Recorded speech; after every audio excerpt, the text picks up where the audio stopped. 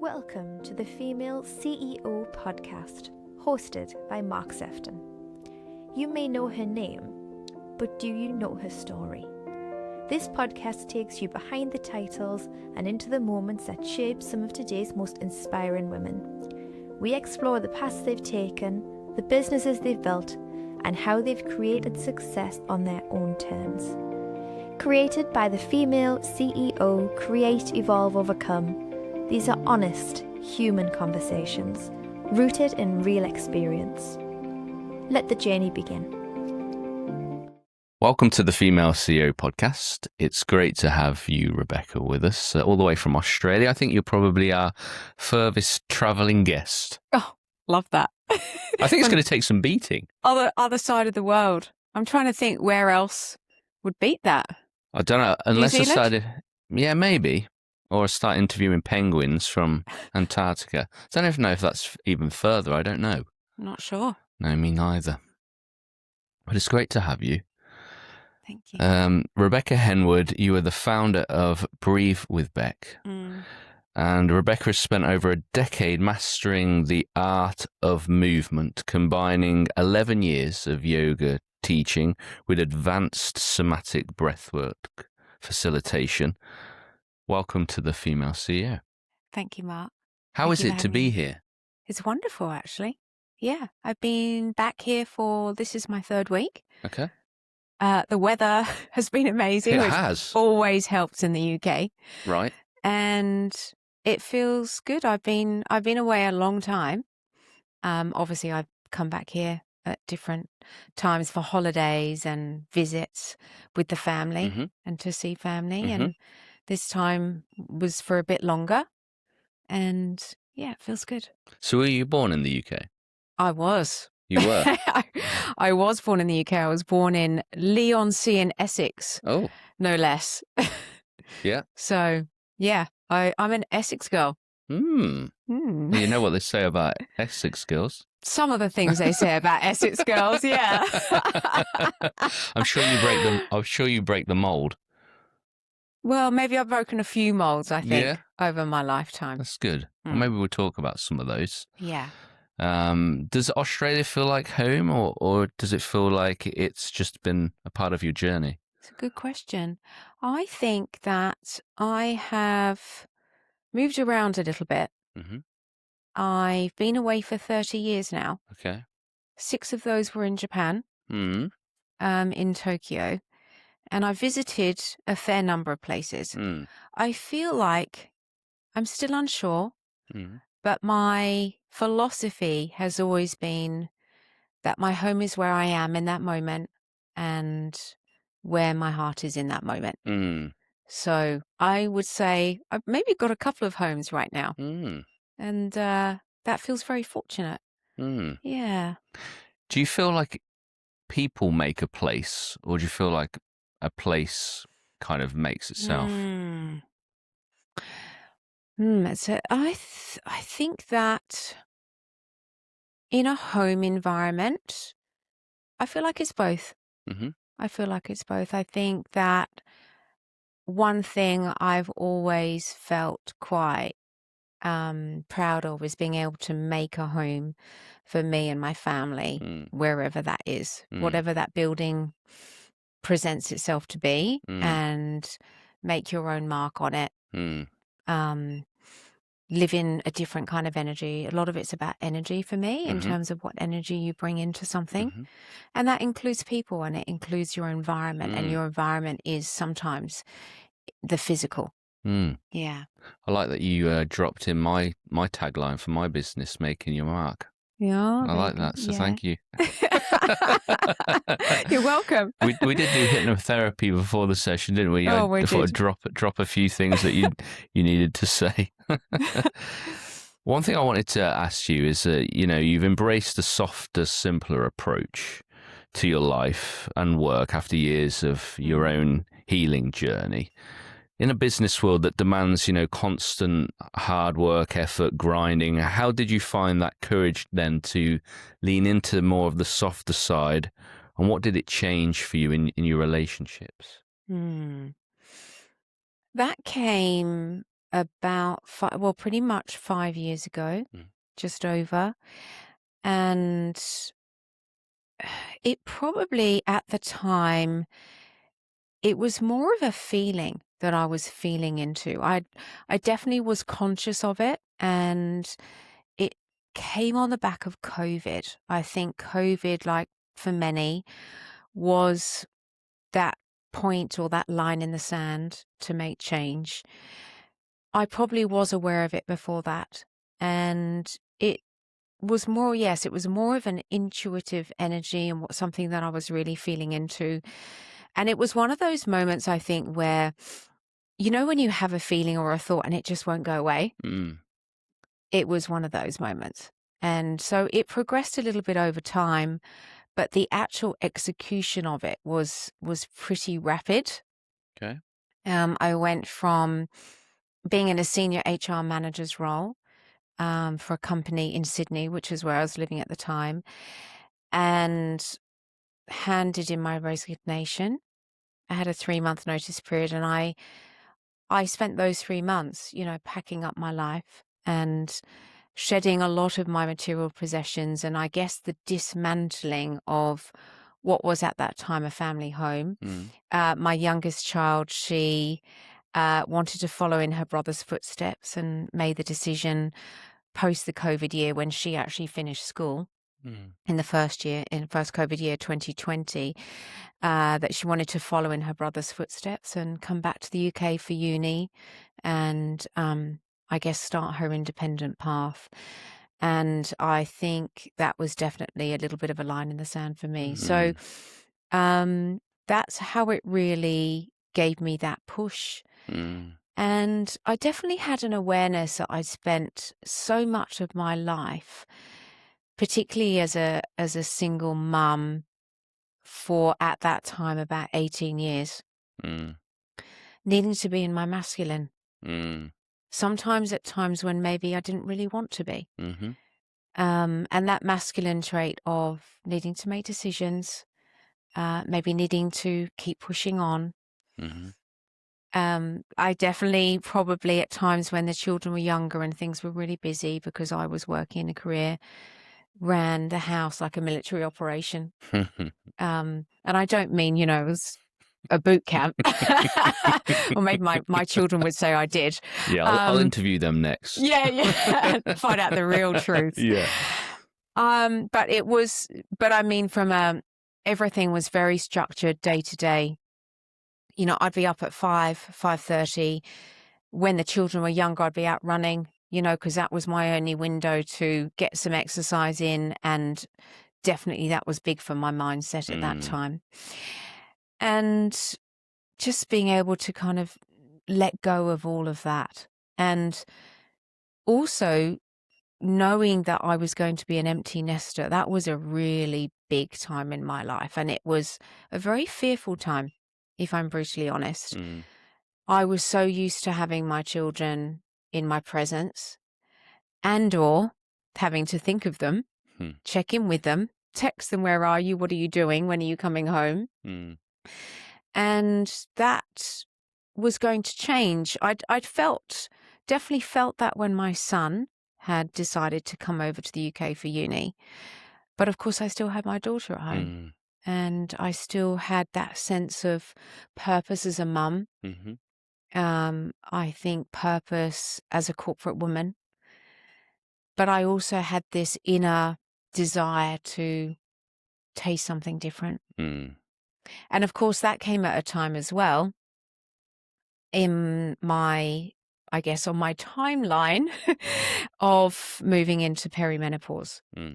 And ultimately menopause. And that was something that really I felt quite fearful about. So there was a lot going on at that time. But it was a decision I made, and probably something now I look back on and I was like, what was that? What were you doing? And people were like, okay, so you just literally spent 3 months dismantling, packing up everything. And I got in my car and drove, it's about 8 to 9 hours north of Sydney, and had no job to go to, nowhere to live. and just wanted to have a go at reinventing myself. So that was the start of it. Yeah, can see from what you've just shared there that you are very self-aware, observant of self. You know what you need, and you know what is a challenge for you. And yet, despite those challenges and the unknown, there's still that inclination that just keep nudging you to take action. You seem to be a woman who takes action even if it's uncomfortable. Would that be fair to say? It's definitely been something I've grown into, yes.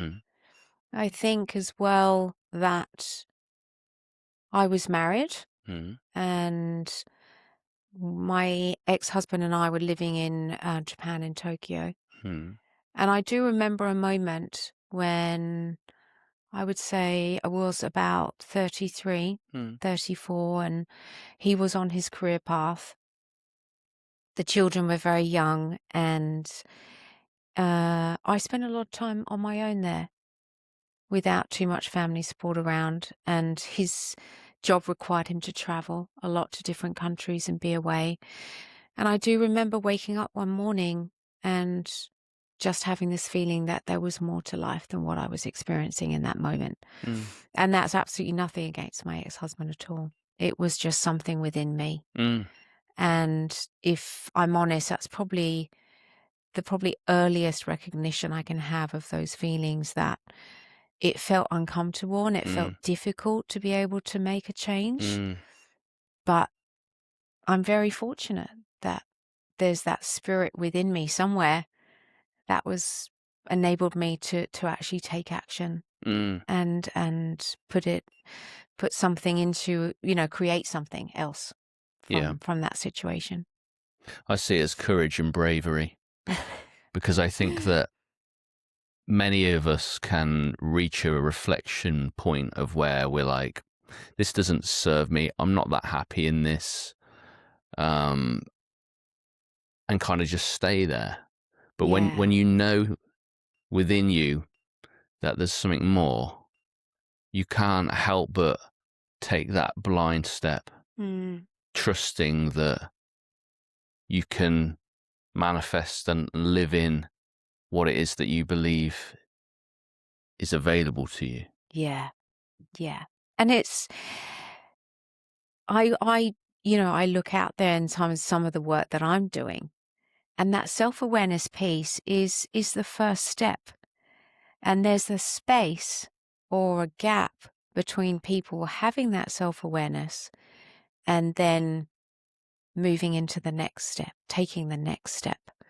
And that's the space that I'm working in and striving to help people in, is to show you and share with you my own story to inspire you to take that second step. And if you're living in blissful unawareness, that's something completely different.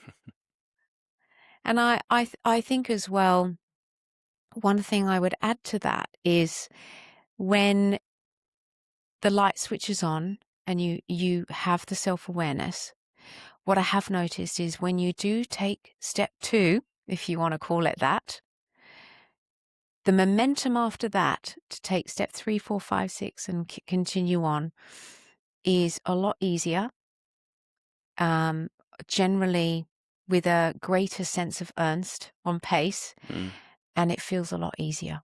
And I can say that, I feel that from and I feel that from others. And the interesting thing about that is also there is no going back. And I think maybe sometimes that people know that if I do go down this path and I do invest energy and I do make changes, there is no going back to what was before. And sometimes the before is where we feel safe and comfortable. I get it. Now, loneliness, because I'm sure there was probably moments of loneliness, right, in Japan. It's just the nature of the beast. If somebody's energy is focused on work, then it can't be focused on the relationship.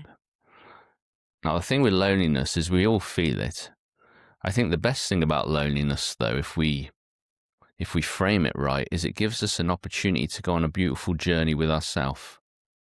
So often in life, I was looking for validation and approval from others until I realized that I needed to approve and validate myself. And then building into that power is something really beautiful. Is that something, Rebecca, that you can really testify into about power and how sometimes perhaps you've given it away, but you managed to bring it back? And how did you do that? Loneliness has been a big part of it. But the definition and the meaning of loneliness has changed over the years. So if I look back to my childhood, got two wonderful parents, born into a middle-class family. But I did go to boarding school.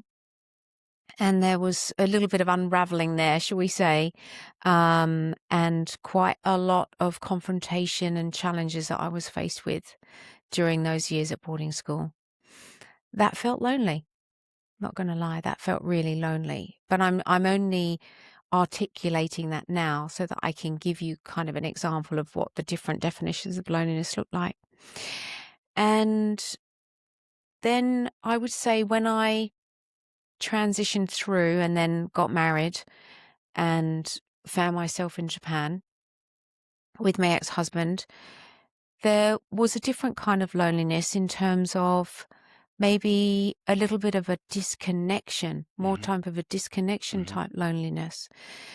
That could have looked like I was living, obviously, in an Asian country, and anyone that knows Japan or knows very little about Japan but has an inkling, it's a very unique culture. It's a very special culture, and there's so many great things about it and so many great things I miss. But at that time, and you are talking some time ago, as a Westerner, there's a sense of isolation, and trying to embed yourself in a Japanese culture is very challenging.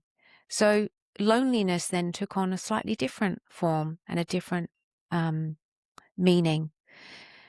And then if I look at the last 5 years and what loneliness has felt like, loneliness has sometimes felt like me stepping away from, there's so many different terms for it. In Australia, we often say the matrix, the mainstream. When you make that decision and you're quite committed to it, loneliness then feels different in sense of you feel like you're different to everyone else around you. And that when you often face yourself and you have that light bulb moment of self-awareness and you're moving through different things, which I've done on a healing journey, and I guess navigating menopause as well. Loneliness feels a lot more like I'm sort of experiencing all these things. I'm feeling the feels, and I'm having to do that alone. And knowing also and having the wisdom to say, actually, that is part of it. And that's okay. And that actually, we don't need to be shying away from feeling lonely, because often that's something that people don't want other people to know. I think we're all lonely at times. Even when we're with people, you can still be lonely. I think a lot of it's about understanding. A lot of it's about being seen, being felt, being respected. It isn't just about being physically, with somebody in the same space. I think a big part of that too, Mark, that was definitely the case when I was at that point in my marriage. I had, our daughter was, I would say, between the ages of sort of 18 months and 4 years. There was this period where I really was in a very depressive state. I believe when I look back on it and sort of knowing myself so much better now, it was probably delayed postnatal depression, because I can relate it back to how I felt when she was very young. And don't get me wrong, I absolutely adore my children, and it's very difficult as a woman to really articulate what the feeling is, because it's a feeling of deep love, but it's also a feeling of disconnection. And so that sort of then, probably with my ex-husband's career path at that time and needing to be away, was a bit more of a push, for me to go into that state. So it's very freeing to be able to look back on it like now. And I do agree with you. So I had him around me. I had my children around me, but yet I still felt lonely. Do you think it's part of like losing yourself? Because sometimes we wrap our work, whether it's a job we do or whether we're a mother or a father, that we lose sight of who we are. And so the disconnect is there, where we stop kind of 100%. Making space for ourselves. 100%. I can honestly say, when my daughter made the decision to come over here, and I was sort of sitting on the fact that, wow, the empty nesting phase has suddenly arrived.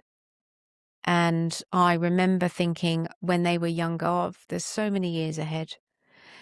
And the intention probably was not to have been at that point and not be, and to have been alone, just because I'd been in a serious relationship that had actually ended not too long before that.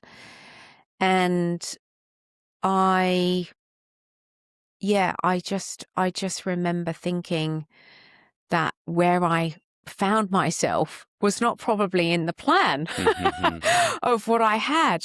And being able to let go of that was so important. But it also left me feeling quite exposed, because everything that had, I guess, given me my identity as a mother and a corporate woman wasn't there anymore.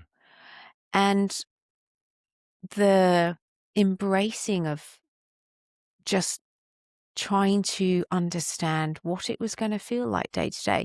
So I think if my children had stayed in Australia for university, I probably would have had that need, or I would have found a need to contact them a lot more than having them on the other side of the world. And there was a mental state around that as well, because Australia really is on the other side of the world.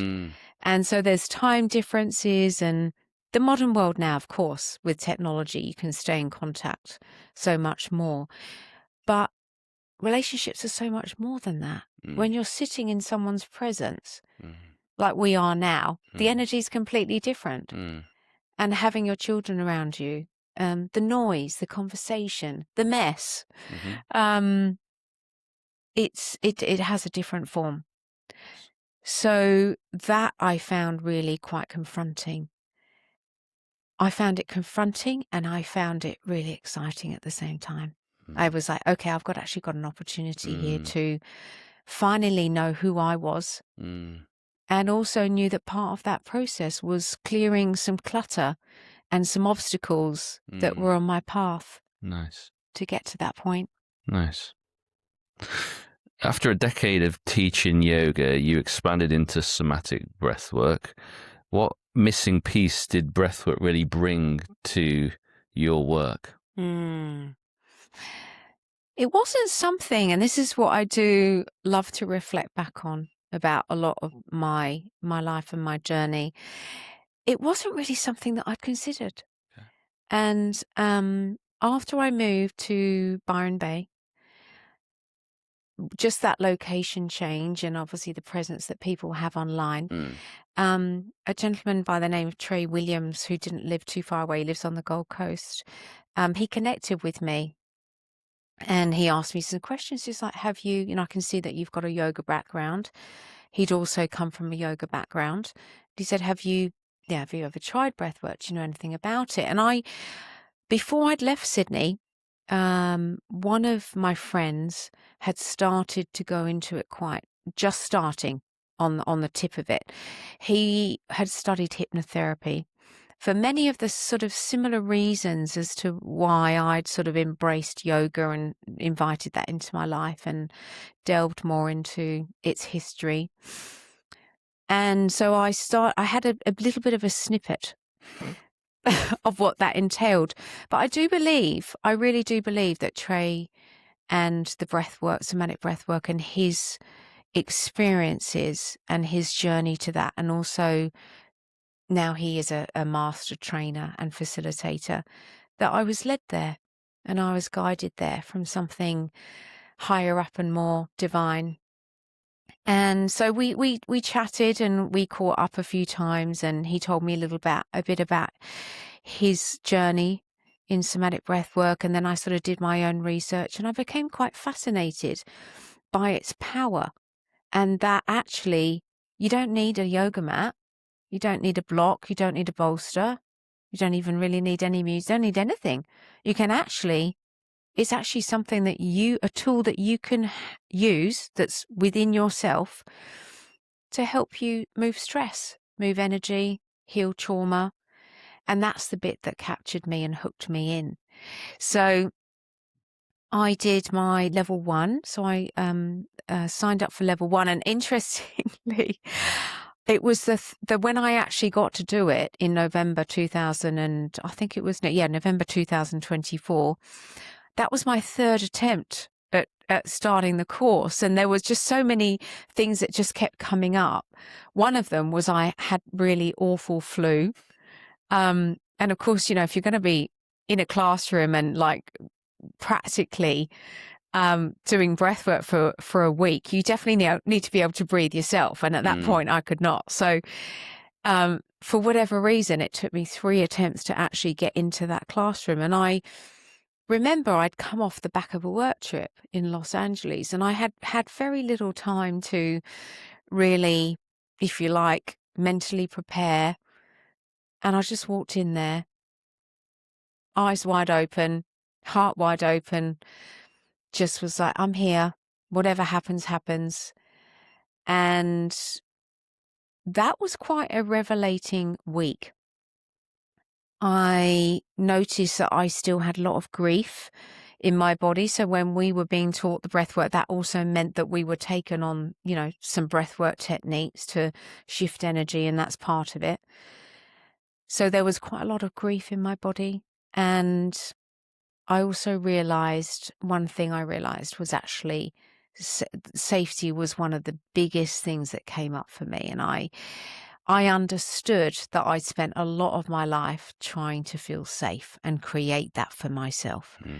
And so it opened up this whole beautiful world of being able to understand what that meant for me and what techniques and what things I could do for me to make me feel safe. And that it was a great also moment, because I was like, actually, my safety is my responsibility. I'm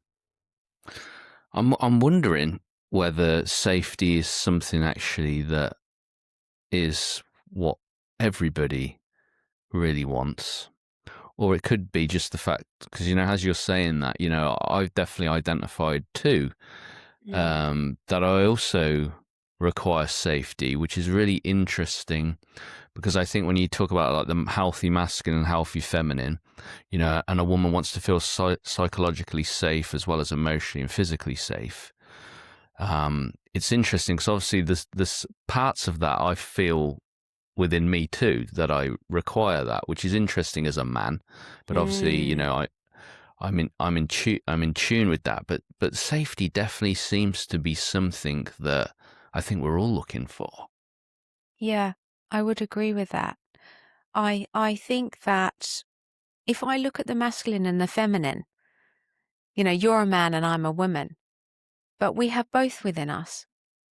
As a woman, I have feminine and masculine. As a man, you have masculine and feminine. But I don't know if that's always appreciated.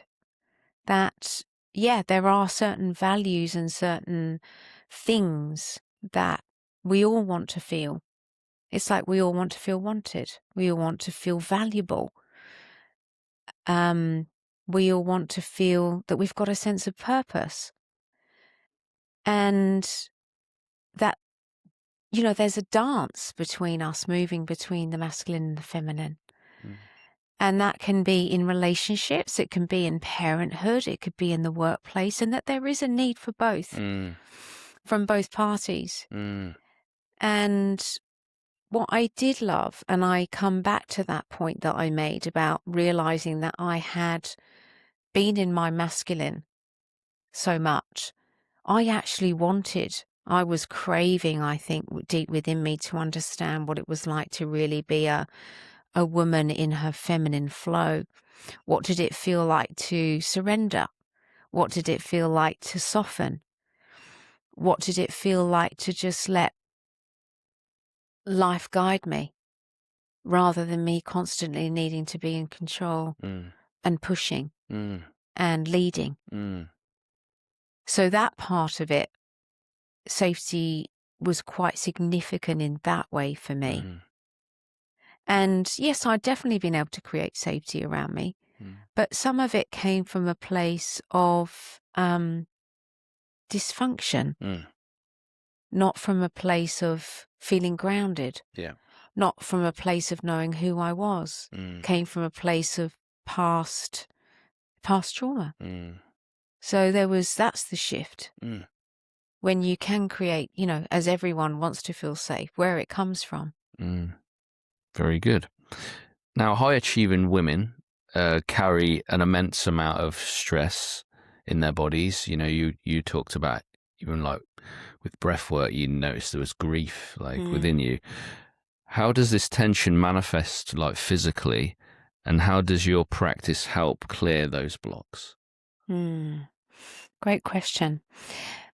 I think as a woman, generally, regardless of what sort of phase of life you're in, a lot of women hold a lot of stress and grief in different parts of the body. I've studied Ayurvedic and Chinese medicine quite deeply to understand exactly what each organ represents, and obviously deep dived quite a lot into spirituality. The hip area, also, the uterine area, are really important areas for women. And it is this place where we hold a lot of stress and a lot of angst. The digestive system is also another place. And the kidneys and the liver also have another quite significant representation. When I studied yoga, one things we studied is the chakra system and those points that basically run along our main nervous system, which is our spine. So right down to the base of your spine, up to the crown of your head, you've got 7 chakras, and they each represent slightly different things. Some of it's creativity, obviously around the crown chakra, your third eye chakra. That can be your vision and your creation. And then as you move your way down to your base chakra, they can be a lot about, how to feel grounded and safe and self-assured.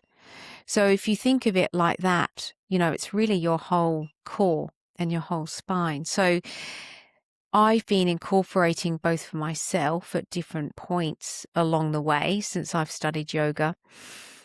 A lot of the time when I hit my yoga mat, I'm just moving my body in the way that I feel that my body needs to be released. So if I've got a bit of hip pain, I'm focusing on my hip area. If I've got lower back pain, then I'm focusing on my lower back area. And also, if I'm feeling ungrounded, not feeling grounded, which tends to be in the Ayurvedic world, is my constitution, sometimes the mind's racing, you're feeling a bit anxious, then I'll focus on things that make me feel grounded. So a lot of that could be movement that's close to the earth, close to the floor, and getting, your feet in the earth and grounded on the earth. So that's sort of something that I've discovered is really important, and how I feel as women as well, when you're tapping into and getting into your feminine, is a lot of it's intuitive movement. It's actually listening to your body and getting into your body is really important. So that's generally how I like to move now. When I first qualified as a yoga teacher, it was much more hardcore. It was much more, we do this pose and we do that pose and we move through our yoga practice like this. And a lot of it was around looking for perfection. Perfection in terms of probably what the pose looked like rather than what it felt like. And that's been a really big shift. Yeah, makes sense. Presence over performance. That's right. Presence over performance. I love the shift. A busy CEO is used to that constant motion. Slowing down and sitting still can be very uncomfortable. How do you guide your clients through that initial mental resistance? The first thing I let all my clients know is whatever you're feeling, whatever's showing up for you, it's okay. Because there's it's like a tug of war. There's a real, I guess, the body, that need to stay in control, and possibly also not wanting to feel the things that are coming up more deeply and sit in the silence and sit in the feelings and the sitting in the discomfort. Most people don't want to do that. But I always let clients know that it's okay to do that. And it's actually a really key part of the work that I'm doing with them, whether that is the breath work or feeling the pain within their body or feeling the anxious feelings and not feeling hurried. Like for me, everything that I've been doing for the last 5 years has been a little bit of a tug of war, because there's the old self that wants me pull me back into certain mindsets or certain situations or certain physical experiences. But then I pull myself back and I go, there is no hurrying. What are you hurrying for? Because it's about the journey. It's not really about the final destination. Whereas before it was about, okay, where am I trying to get to? Where's the point? Where's that point on the map? You could look at it any way. You could say, I'm not going to do anything until I'm not going to move house, or I'm not going to do this until I've paid off my mortgage. I'm not going to have kids until X, Y, and Z's happened. But life doesn't move like that. And that's been one of my biggest learnings is the surrender of that and holding a safe space for the people that I'm working with is really key for me. And to allow them to surrender. It doesn't matter what that looks like. That's when I know people are ready to want to do the work with me. There's no pushing. Yeah. Just surrendering, acknowledging And accepting. surrendering. And feeling, I want people to feel safe, but also there's a level of being able to be humble and vulnerable. And I think that is really difficult for people. And so if somebody comes to me and they're in that real humble, vulnerable state, and I know that they're really ready to do the work, that's an honor that someone's felt like that to be able to, that's a big thing. And that's a celebration. I know you often share that there's nothing that brings us quite like back into the present moment like the power of breath. Why is presence such a critical part of that non-negotiable currency for modern day leadership? Why is it so important? I feel like it's actually more important than ever. If you look at the world around us now, there's so much distraction. So our ability to be present is being challenged more and more and more to be present in the moment that you're in, because there's just constant distraction. And there's so many beautiful things about technology that have leveraged and given us things that we could never have imagined that we would have before. But at the end of the day, we're humans and we were created a certain way. And that's why it's so critical. And breath has that incredible power. And it doesn't even have to be complicated. Some people say to me, I haven't done breath work before and I haven't done yoga before and I haven't done. I'm like, great. Fantastic. I hadn't done yoga before. I hadn't done breath work before. But I know that one of the things that I was gifted somehow was to walk into that room when I went on that first training in breathwork. I actually look back and I go, I'm actually really glad I didn't know much about it. Because regardless of what I'd prepared for or knew about it, whatever was going to happen was going to happen. And that's what I love about the power of the breath. Whether you like it or not, it does have that power to bring you back to the present. And most of us don't actually breathe properly. We don't actually breathe to our actual full capacity and in the way that our body was designed to breathe most of the time. It's about 80% of the time. One example would be when we go into a highly stressful situation and you think about how much stress people endure in the everyday world. I know I've become a lot more aware of it, but you actually stop breathing. You hold your breath and you actually stop breathing. So you go into sort of this fight or flight or stressful state where the fight or flight state is kind of like you freeze and you also stop breathing. And if you think about how many times that might happen for someone in one day, when you start to unpack it, it's actually quite high and people wouldn't even realize. I don't know if you've ever watched much of David Attenborough's. I love David Attenborough. Yeah. What a legend. What a legend. 100, just turned 100 as well, didn't he? Yeah. We grew up with David Attenborough. And, if you take away all the beauty of the photography, some of the things that he's filmed, he might film, a lion attacking a giraffe, let's say. Wonderful. When you look at that playing out during the attacking period and the stress period for that giraffe, it freezes. A lot of animals play dead. They literally stop and play dead to try and trick the lion. Instincts, yeah. That they're actually not. That's what humans do as well. And so presence and awareness of what's happening in your body is so critical. It can be a really big tool to help people manage on a day-to-day basis, and it doesn't have to be complicated. And there is different breathing techniques. A lot of people know box breathing. I think one of my favorites, I think it's called 5-7-8. Yeah. I like that one. Yeah. That one really brings me into a sense of just being present and one with myself. Yeah. Do you have a favorite?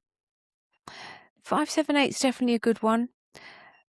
Actually, if you watch me in the morning, it's a bit like watching a circus probably, because I'll spend a little bit of time just probably tapping into myself and saying, okay, well, how are you feeling today?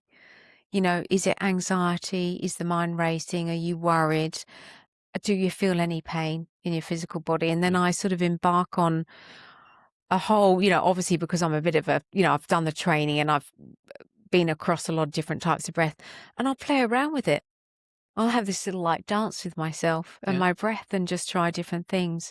I think the box breathing is obviously a great play. It's very accessible and it's one that everyone can access, and it's actually a really good one to do. I mean, sometimes if you're mouth breathing or whatever, or you need to sort of be shaking your body, it's not always a one that people can access if they can't step away from the moment that they're in, whereas box breathing is. I think that actually probably my favorite sequence, and it's been for a while, is in through the nose and out through the mouth with some breath holds. I used to love holding my breath at the top of the inhale, which is like the 5-7-8 breath that you do. When I first started breath work, when I started holding my breath on the exhale, that's actually harder to do. It's harder to train your body and your mind to do it. But I get a lot of power out of that. And also it might be an inhale for as long as you want to make it, really. So it might look like an inhale for 4, an exhale for 8, and holding the breath. Now I can master it up to about 2.5 minutes, sometimes longer. Show off.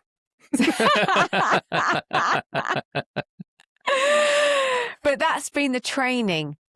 You do sometimes, when you think about it, it's almost like being a human where you've got to untrain your programming. It's the same with your breath. Because if you haven't been breathing to your maximum diaphragmatic lung capacity, then you've got to retrain it, and it takes time. Mm. And I say the word master, but it's, that's the same for everyone. Mm. It's like mastering football or Mm. mastering podcast hosting. Isn't it? Sure. Yeah, definitely. Yeah. Fascinating. I think that the thought of untraining and undoing and then redoing, I'm wondering whether that is harder than having a blank canvas, to pull the strands out of the way we used to behave, the way we used to breathe, and actually kind of re-engineering or reverse engineering that.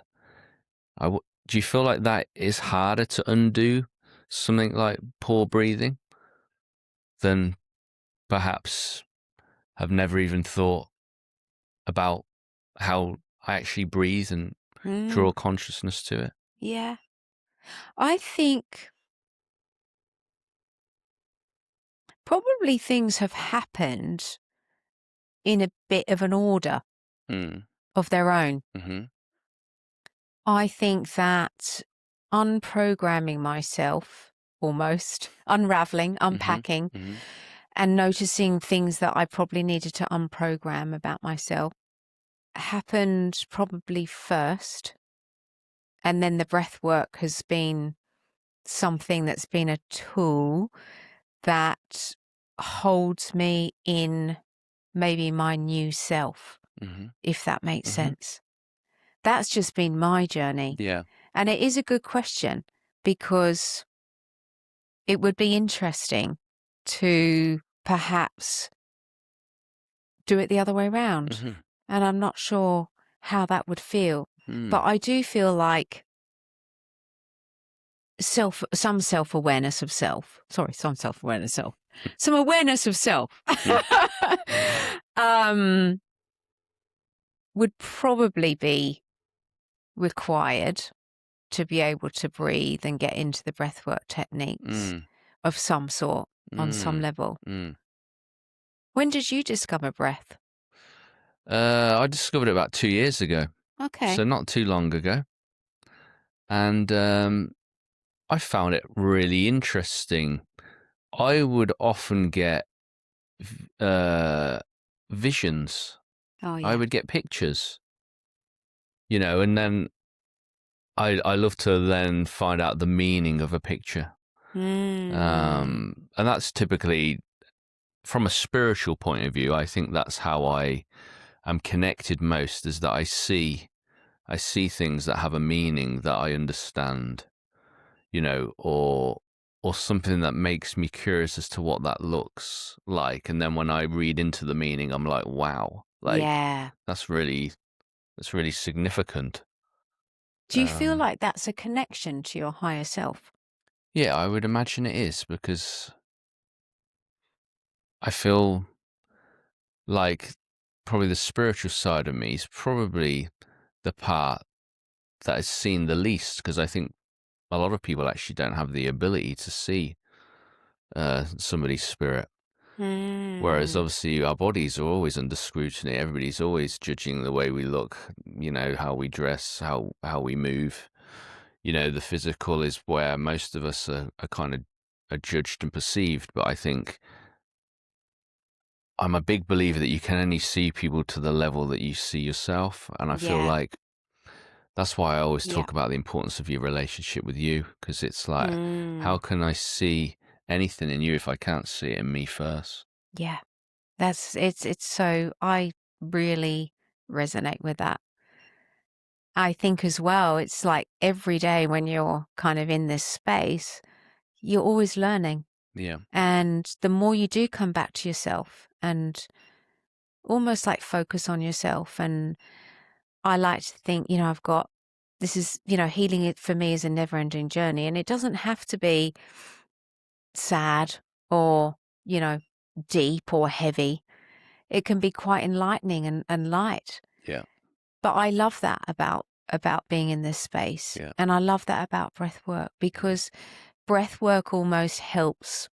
And I call it work. I mean, that is the label, right? It's called breath work because there is a bit of work involved, you know, being able to kind of train your body. But it's not really the work. It's breath. It is just breath. And I love how it helps just keep things moving. You know, when things get a bit stuck, you just do a bit of breath and move it out the way, and you just keep going on your merry way.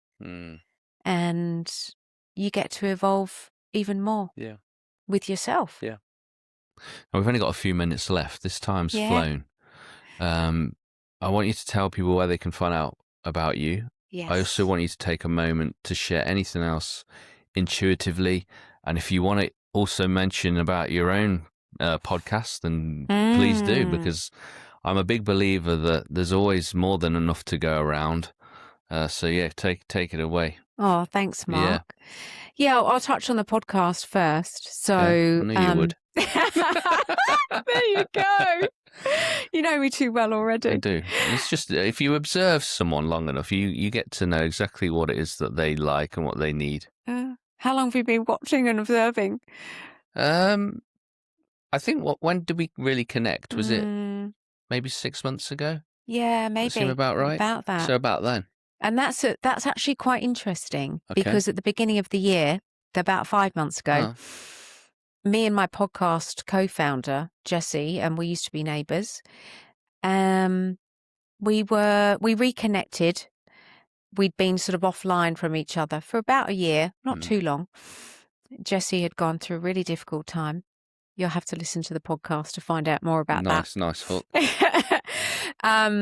But she and I started sort of sharing stories that, ironically, when we lived next door to each other, we hadn't done for a reason as well. But and we've been reflecting back. We just started sharing them. We were like, actually, there's lots of people out there who are ordinary people and actually got quite extraordinary stories about how they've navigated certain things in their life, and they've really gone down the path to pursue their purpose and their real passion. However, that's taken shape. And we started talking about starting up a podcast. So it's been, I would say, sort of a 3 months in the making. We're in the middle of launching season 1. Lovely. So we've done all the recordings for that. And that's sort of about, not quite halfway through. They air every Friday. It's called Angels on the Airwaves. Okay. And yeah, that's all we are. We're two women holding space and wanting to, I guess, take people's stories out to the world that might help other people, even if that's one person that listens and it impacts them for the better. And outside of that, you can find me on Instagram, Breath with Beck. I am on TikTok as well. And I'm also on Facebook. Nice. So that's probably the best place to find me. If you want to start up a conversation, I'd love to hear from you. Most of my coaching and my sessions are all very unique. So my philosophy is just in the way that I've reflected back on my journey is yoga's been a big part, breath's been a big part, but I've studied lots of different sort of areas. And I love to think that I'm not fixated on one thing specifically. And I believe that, I've taken, I guess, what resonates and I've sort of brought that into my life and slotted it in where it should be slotted in. And that's how I work with clients. So it's more about us creating a connection, getting to know each other, and then I can tailor something that's unique for you. And it's the same with the breath. And I guess I bring myself back to those mornings that I spend with myself, observing, doing breath or moving around my yoga mat. That's what it's all about. It's just like, this is about you. And what do you need to keep things shifting, keep things moving in your life? And I'll make you up something for that. Yeah. Rebecca, it's been great to have you on the Female CEO podcast. Yeah, it's been fantastic. Thanks so Mark. much. Thank you. Thank you. Thank you. You've been listening to the Female CEO podcast, created by the Female CEO Create, Evolve, Overcome. This podcast amplifies women's voices, stories, and lived experience. Subscribe on Spotify, Apple Podcasts, and on our YouTube channel, and discover more at thefemaleceo.com.